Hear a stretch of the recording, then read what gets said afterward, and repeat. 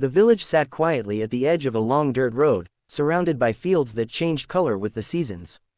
In the early morning, a soft mist floated low over the ground, moving slowly as if it had nowhere else to be. Roosters called from far away, and the sound carried gently through the thin air. Small houses made of wood and tin stood close together, their walls marked by time, rain, and sun. Life here moved slowly. People woke early, worked with their hands, and rested when the light faded. In one of those small houses lived a boy named Daniel. He was thin, with narrow shoulders and eyes that always seemed a little tired. Daniel woke before the sun most days, not because he wanted to, but because the world asked him to. His mother needed help drawing water from the well. His younger sister needed help tying her shoes. There was always something to do, and Daniel did it quietly, without complaint. Daniel had a voice that surprised people. When he sang, even softly, the sound carried emotion that felt bigger than his small body. But lately, that voice had changed. It cracked, it shook, sometimes it disappeared in the middle of a note, leaving only air behind. A long sickness the year before had left his throat weak and sore. The village doctor said his voice might never fully heal. For Daniel, that was frightening. Singing was not just something he liked. It was the one place where he felt seen. When he sang, the worries of the day seemed to loosen their grip. When he sang, his chest felt lighter, even if only for a moment. In the evenings, after work was done, Daniel would sit outside the house on a low wooden step. The sky would turn orange, then pink, then a deep blue. He would hum quietly at first, testing his voice, afraid it might fail him again. Sometimes it did. When that happened, he would stop, lower his head, and listen to the night insects take over the sound. His mother noticed these moments. She never pushed him to sing. She only sat beside him and rested her hand on his back.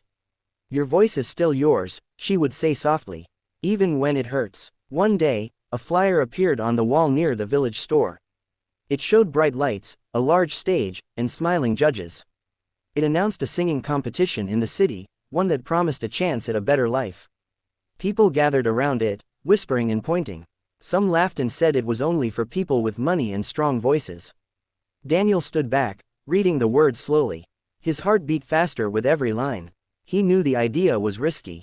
Traveling to the city would cost money they did not have. Singing with his broken voice in front of strangers felt terrifying. But something inside him stirred, quiet but firm. That night, Daniel told his mother about the competition. He spoke carefully, as if the idea might break if he said it too loudly. She listened without interrupting. When he finished, she looked at him for a long moment.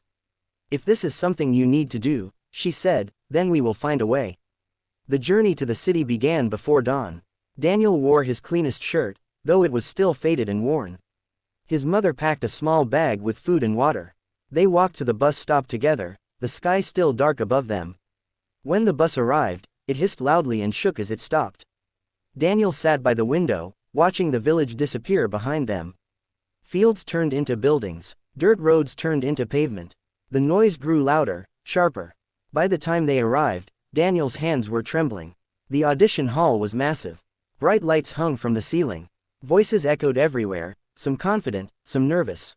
Daniel felt small standing there, his voice fragile, his shoes dusty from the road. He watched other singers warm up, their voices strong and clear. Doubt crept into his chest.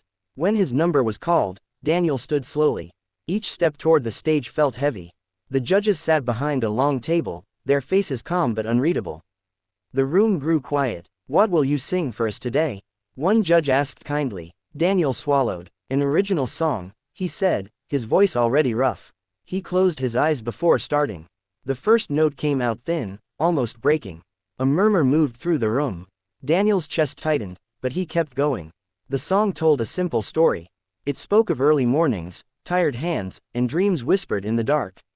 His voice cracked again, painfully this time. For a second, he thought he would stop. Then he remembered the evenings on the wooden step. He remembered his mother's hand on his back. He took a slow breath and continued. The broken quality of his voice began to change the room. The cracks sounded like truth instead of weakness. Each imperfect note carried weight. The judges leaned forward. The audience grew still. By the final line, Daniel's voice was barely holding together, but the emotion was clear. When the song ended, silence filled the space. It lasted longer than Daniel expected. One judge stood up, another wiped their eyes. Then, without a word, a hand reached for the golden buzzer. The sound exploded through the room. Golden light rained down around Daniel, sparkling and warm. He stood frozen, unsure if it was real. Tears blurred his vision as the audience erupted in applause. Daniel thought of his village, of the quiet mornings and the worn wooden step. He thought of the nights he almost stopped singing. In that moment, everything felt connected. After the show, Daniel and his mother stood outside under the city lights. Cars rushed past, their sounds blending into a steady hum. Daniel held the golden memory close, not as a promise of fame, but as proof that his voice, broken as it was, still mattered. They returned to the village days later. Life there had not changed much. The fields were the same. The houses still stood close together. But something inside Daniel had shifted. He sang again in the evenings, not louder, but with more peace. The golden moment did not fix his voice. It did not erase the struggles ahead. But it gave Daniel something steady to hold onto. His song, imperfect and honest, had reached across a crowded room and touched hearts. In the quiet of his village, under a wide open sky, Daniel continued to sing. And this time, he believed his voice was enough.